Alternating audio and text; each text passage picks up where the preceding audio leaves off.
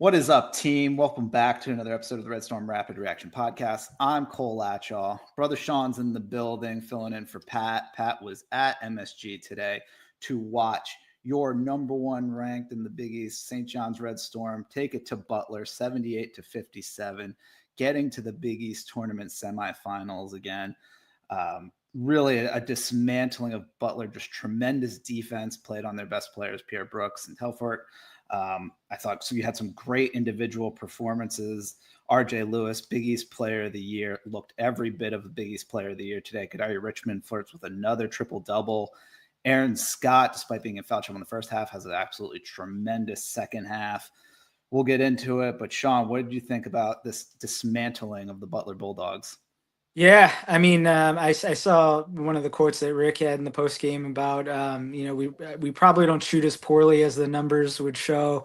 I think we're starting to get kind of hot from distance. Hot for us, I guess I should say, at the right time. Obviously the defense is always going to be there, and we've said before that if this 3-point shooting gets going, look out. I was impressed with some of the shooting performances on an individual basis. Aaron Scott being 3 for 6 from distance, RJ being 2 for 3. Sabine Ayo had a triple, and Davon went 1 for 1. Really impressed with the defensive effort, particularly on Pierre Brooks and Telfort. They came off of being combined for 41 points in the game against Providence to today being 4 of 20, if I remember correctly. And you could hear on the broadcast, they were just saying how Brooks couldn't breathe out there. Impressive effort all around. Really enthusiastic and optimistic about the shooting performances. And hopefully that can kind of carry into, further into the Big East tournament and into the big tournament. Yeah, I thought Rick had a really good response to a question he was asked in the post-game press conference where one of the reporters brought up how tough it is to beat a team 3 teams in a year and asked Rick what he had done differently in this game after the 2 other wins at Butler, where we only beat them by 6 points a couple weeks ago and 8 points at home at Carnesecca way earlier in January. And what Rick said is that he really emphasized the guys boxing out, specifically the guards, that Butler really likes to crash the boards offensively. So box out and then get the rebound and look to push the pace, get down the court. So you finish out rebounding them 44-34, and you finish with 15 fast break points to Butler's 0. So mission accomplished. I also thought it was interesting. He brought up, obviously, Butler playing for their lives. In all realistic possibility, they're probably done for the season. The Thad Matta is probably heading off to Cancun right now. But it was interesting with them playing for their lives that they started off the game in a 1-3-1 zone. Rick said that they really only seen that a handful of times this year. And if you watched a very veteran-laden team with a well-coached team, they were not fazed by that early in the game, first possession of the game, I should say. Not fazed at all, immediately started going to their zone offense, getting the player in the high post, dumping it to them. High post man spins around, see what's available, who's cutting. I thought even just a small glimpse of seeing a zone was good for this team, and the fact that they were unfazed, I was really happy with. Rick Pitino also mentioned never happy. His Rick Pitino, always finding ways to help his team improve, help motivate them, to criticize them when needed, always knows the right buttons to press. He mentioned that on a scale of 0 to 5+ stars, 5+ stars being a Michael Jordan performance, that they were at about a 4-star today. It was enough to get the job done, but room for improvement. He was very short with John Fanta in his interview going into halftime, to saying just merely that Kadari Richmond needed to play better defense. I thought Kadari played unbelievable today. Again, like I mentioned, flirting with another triple-double. 15 points, 8 rebounds, 9 assists, only 2 turnovers. Kadari only played 29 minutes, so you got to think if he played his usual amount of minutes, he probably would have gotten to that triple-double. I thought another really important thing that we did today in a tournament setting, we're going to have a bunch of games in a small amount of days. The bench really stepped up and played a lot of minutes. Now, some of that was out of necessity with guys getting in foul trouble. Davon Smith only playing 30 seconds in the first half, immediately picking up 2. Aaron Scott picking up 2 early fouls and having to be glued to the bench for the first half. But I thought the bench players played really well in their limited minutes. Again, RJ Lewis looking every bit of the Big East Player of the Year that he is. 20 points, 7 boards, 8 of 18 from the field. Sean mentioned 2 of 3 from 3-point. Aaron Scott, 15 points, unbelievable, 5 steals, 4 fouls, only played 22 minutes. Like I mentioned, foul trouble in the first half. You just see how important Aaron Scott is on the defensive end.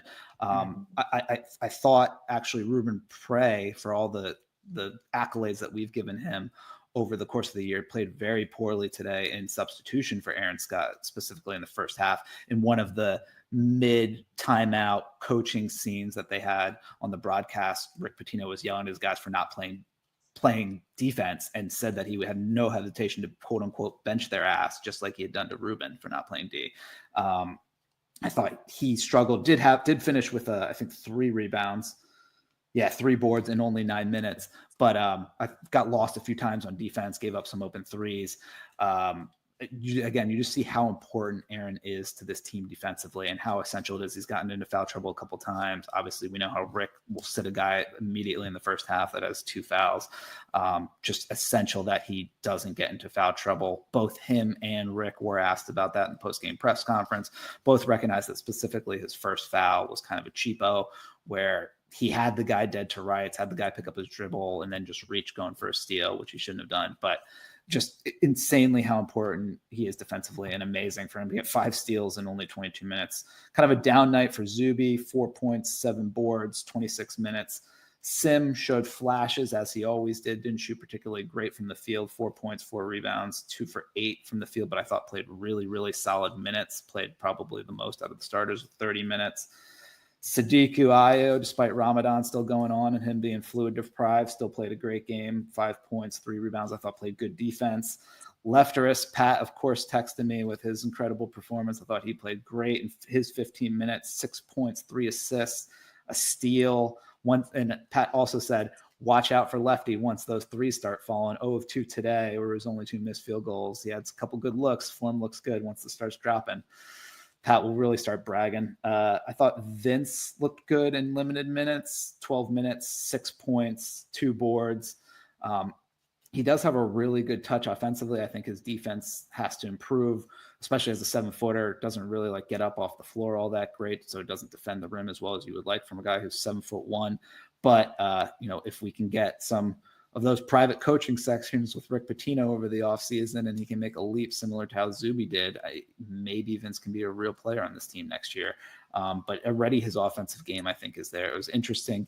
Rick took Zuby out within the final, 30 seconds of the first half, probably to try to avoid Zuby picking up a cheap foul, and went to Vince. And the offense immediately went to Vince on his first possession on the offensive end. Immediately a pass down to the paint. I think he had two field goal attempts on that, got blocked on his first one, and then got a hook shot off that I think barely rimmed out. But it was interesting that immediately upon him coming into the game, he almost becomes a focal point of the offense, of them trying to get him paint touches.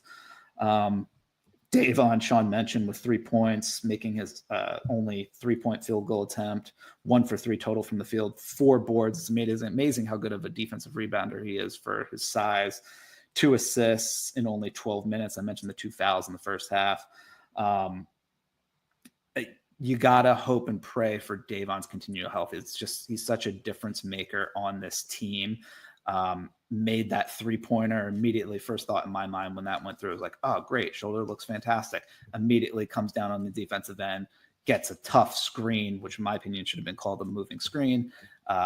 Immediately starts clenching his shoulder and sort of seemed to be shaking it out for the rest of the game. Rick didn't pull him, so you have to think he was okay. He was asked in the post-game press conference what Davon's status is. Rick said at times players coming back from injuries like that, it's really more between the ears and less real the physical pain. He said he doesn't doubt that Davon's obviously hurt, but he said it's more him trying to get comfortable and get past the injury mentally. And then I mentioned Ruben kind of struggling, but did come down with 3 boards in 9 minutes.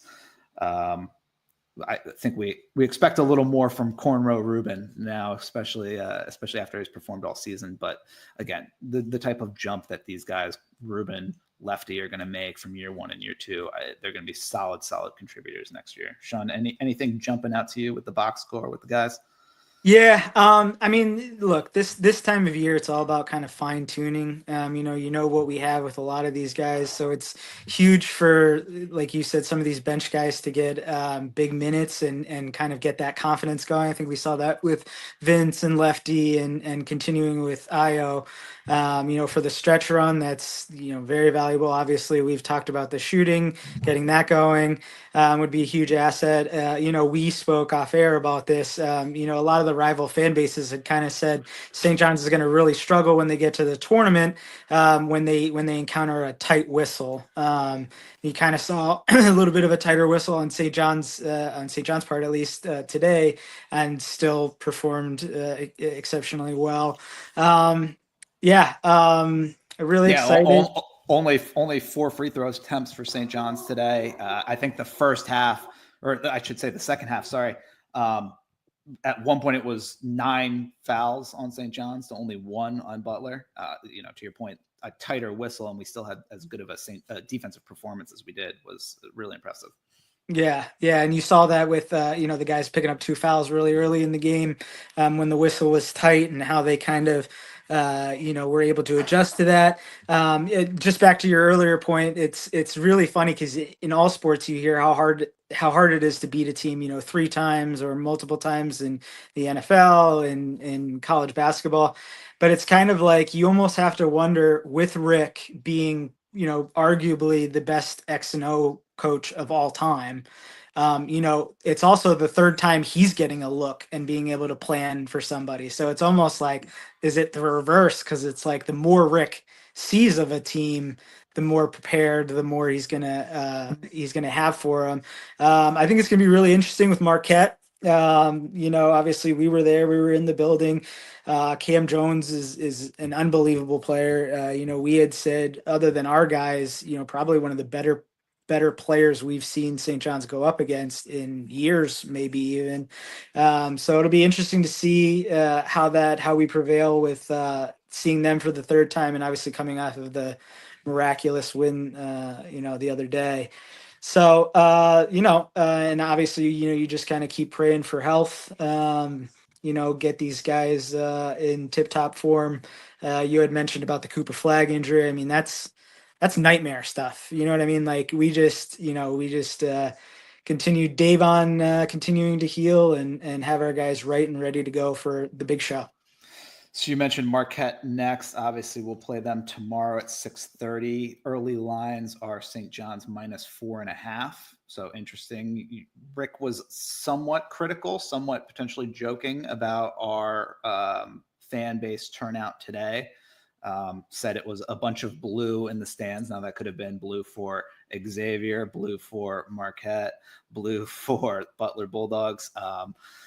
And obviously a 12 o'clock game is kind of tough. People work in there in New York City. So I think as teams losing fan bases start selling off their tickets, us being in New York, I expect much better crowds starting tomorrow and then going on to the rest of the tournament, God willing that we keep moving on.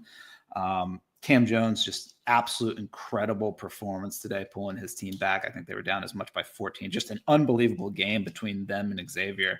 Glad Pat was able to catch that on top of seeing the Johnnies today. Heart kind of goes out to Xavier. I think they were kind of squarely on the bubble, really needing one win. Obviously, Marquette is a tremendous team and a real good win for Marquette. I think that's another quad one at a neutral site win for them when they hadn't really picked up any good wins over the field in the last 2 months or so. But just Cam Jones, like you mentioned, an incredible player. I think it's going to be a tough game tomorrow. Looking farther ahead and talking NCAA tournament perspectives, I think for sure at this point, getting past Butler, you've now locked up at worst a 3 seed. You lose to Marquette tomorrow, you're still a 3 seed.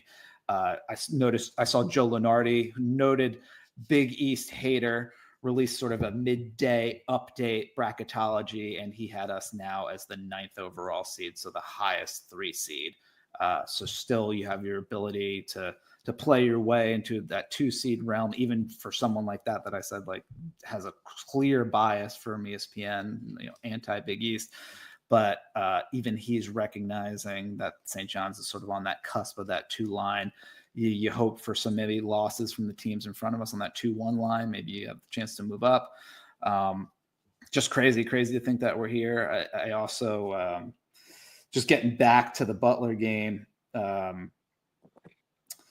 Sean mentioned the 3-point sort of getting a little bit better if we can keep shooting hot from there. They shot poorly in the first half. I think they were around 25%, finished around 35, so shot almost 45% in the second half. Tremendous job shooting from deep in the second half. 18 assists, sharing the sugar to only 11 for Butler. So you're playing great defense. You're passing the ball on offense. Outscored Butler in the paint, 44-18. Only 9 St. John's turnovers to Butler's 15. It's just, again, if they keep playing this defense, if they can shoot even reasonably well from 3, they hit their free throws, this team is really going to be an insanely tough out, not only for the rest of the Big East tournament, but also in March Madness. Yeah, and back to the seeding a little bit, obviously you want as high a seed as possible, and we want to be on that 2 line and everything like that. I think the biggest thing, and has been for the last couple of weeks, is just trying to stay off the 4 line. Yeah. Just I don't. Again, it's just my opinion. I don't think that's even a conversation anymore after beating Butler. Yeah. So I think they're in a good spot with that. You could kind of talk about maybe if they do beat Marquette, are you looking out a 2 seed? And for sure. But yeah, we're just gonna have to see how everything shakes out, and hopefully maybe a little reverse psychology from Rick with the fan base. We know he likes that with his players. Maybe he's doing a little trying to get us motivated and fired up for 6:30 tomorrow. Yeah, so maybe a little further Jedi mind tricks from Rick now directed towards the fan base. But yeah, hopefully it can be a raucous crowd. Like you said, a noon game on a Thursday. It's tough.